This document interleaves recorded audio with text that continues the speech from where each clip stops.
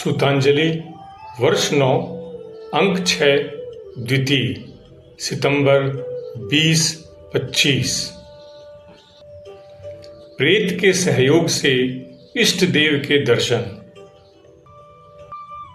महाभक्त विजयम में तुलसीदास की जीवनी उपलब्ध है। उसमें महान संत तुलसीदास के भगवान राम के दर्शन की चर्चा है। तुलसीदास जी के पवित्र स्पर्श से एक प्रेत स्त्री पवित्र होकर मुक्त हो जाती है। प्रेत अपनी कृतज्ञता की अभिव्यक्ति के रूप में तुलसीदास को एक वरदान देना चाहती है। आश्चर्यचकित एवं रुष्ट होकर तुलसीदास जी कहते हैं, क्या एक प्रेत मेरे को भगवान राम के साक्षात दर्शन कराएगी? लेकिन प्रेत प्रेम पूर्वक कहती है, आप भगवान राम के दर्शन करना चाहते हैं तो मेरे साथ आए, मैं आपकी इच्छा पूरी करने ले चलती हूं। तुलसीदास ने तिरस्कार पूर्वक उसे जाने के लिए कहते हैं, जाओ, मैं तुम्हारे साथ अपना समय बर्बाद नहीं करना चाहता। लेकिन प्रेत अपने अनुरोध पर कायम रही। हे कुलीन ब्राह्मण, बाहरी दिखावे के आधार पर किसी को छोटा मत समझिए। कोई अपनी आंखों की संकीर्ण दरार से एक विशाल पर्वत को भी देख सकता है। इसी तरह आपको मेरे माध्यम से हरि के दर्शन होंगे, चाहे मैं शापित ही क्यों न हूं। मुझ पर भरोसा रखो, मैं तुम्हें अपनी मुखिया के पास ले चलती हूं। अरे शैतान, तुलसीदास ने कुपित होकर कहा, यदि तुम मेरे लिए हरि के दर्शन सुविधा प्रदान करने में सक्षम हो तो तुम खुद अमानवीय स्तर पर क्यों रहती हो? हे विद्वान ब्राह्मण, प्रत्येक व्यक्ति को अपने दुष्कर्मों के फलस्वरूप नियति का भोग करना ही पड़ता है।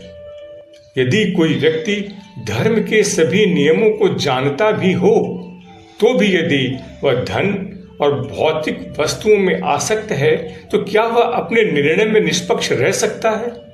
यदि कोई व्यक्ति सही और गलत में विवेक कर सकता है तो भी यदि वह अनैतिक आचरण में लिप्त है तो क्या वह धर्म के मार्ग पर चल सकता है? इसी प्रकार यदि मैं भगवान के चरणों की प्राप्ति का उपाय जानती हूं तो भी मेरे पूर्व कर्म मुझे लज्जित और विवश करते हैं। तथापि आपकी कृपा ने मुझे पवित्र कर दिया है। तुलसीदास विचार मग्न हो गए। उन्हें लगा यह भूत आध्यात्मिक सच्चाइयों से भली भांति परिचित है। हमें किसी व्यक्ति को दिखावे के आधार पर कम नहीं आंकना चाहिए, बल्कि उसके आंतरिक मूल्य के आधार पर उसका मूल्यांकन करना चाहिए। मुझे इसका प्रस्ताव नहीं ठुकराना चाहिए। और वे उसके साथ उसके मुखिया से मिलने चल पड़े। भूत ने मधुर गीतों से मुखिया की स्तुति करते हुए सहायता के लिए प्रार्थना की। भूतों के सरदार की अशरीरी आवाज ने आने का कारण पूछा। भूत ने कहा, हे मुखिया, इस पूज्य ब्राह्मण ने मुझे मेरे श्राप से मुक्त कर दिया है। मैं उनका आशीर्वाद एक उपकार के साथ लौटाना चाहती हूँ। ये भगवान हरि के दर्शन के लिए तरस रहे हैं। क्या आप इसकी व्यवस्था कर सकते हैं? मुझ में उसे भगवान के दर्शन कराने की शक्ति नहीं है, लेकिन मैं उसे श्री हनुमान के पास ले जा सकता हूं, जो निश्चित रूप से उसे भगवान के दर्शन करा सकते हैं। लेकिन क्या ये ब्राह्मण श्री हनुमान के दर्शन के योग्य हैं? मुखिया ने पूछा। भूत ने मुखिया को तुलसीदास का परिचय दिया।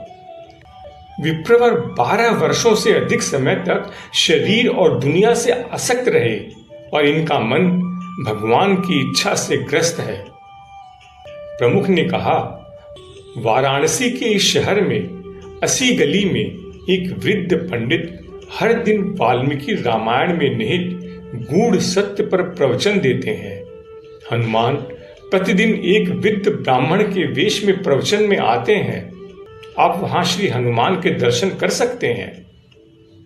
तुलसीदास ने उनका मजाक उड़ाते हुए कहा, श्री हनुमान, एक महान व्याकरणविद, वेदांत के विद्वान, 64 सिद्धियों के स्वामी और भगवान के परम भक्त हैं।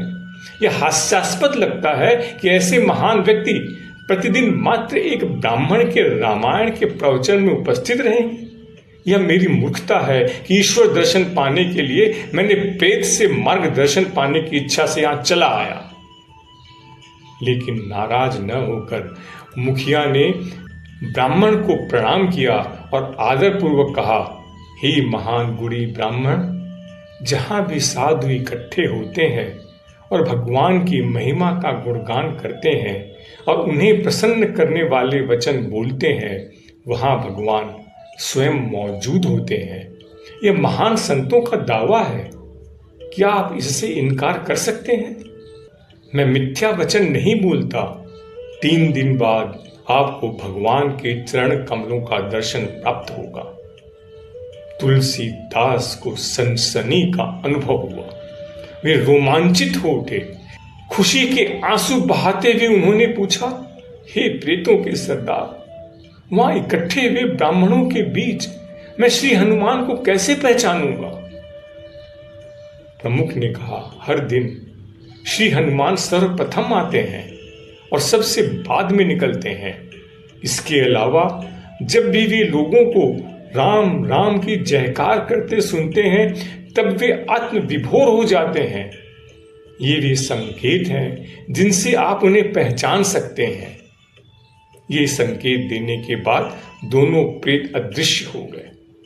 तुलसीदास ब्राह्मण के वेश में हनुमान को पहचान गए, लेकिन हनुमान तुलसीदास की आंख बचाकर निकल गए। लेकिन संत तुलसीदास ने उनका पीछा किया और वे जहां भी जाते उनके पीछे वे भी पहुंच जाते। हनुमान चिढ़ने और क्रोधित होने का नाटक करते हुए तुलसीदास को डांटते और धमकाते हैं और चेतावनी देते हैं, यदि तुम दोबारा आकर मुझे परेशान करोगे तो मैं तुम्हारे टुकड़े टुकड़े कर दूंगा। लेकिन तुलसीदास ने जिद्दी और दृढ़ हट के साथ हनुमान का पीछा किया। अंत में हनुमान को दया आ गई। हनुमान के पूछने पर तुलसीदास ने भगवान राम के दर्शन की इच्छा व्यक्त की। हनुमान कहते हैं, आप निराकार, अदृश्य और सर्वव्यापी भगवान राम के दर्शन कैसे कर सकते हैं, जो हर जगह मौजूद हैं और साथ ही अंतरिक्ष के परे सारी सृष्टि के ऊपर खड़े हैं?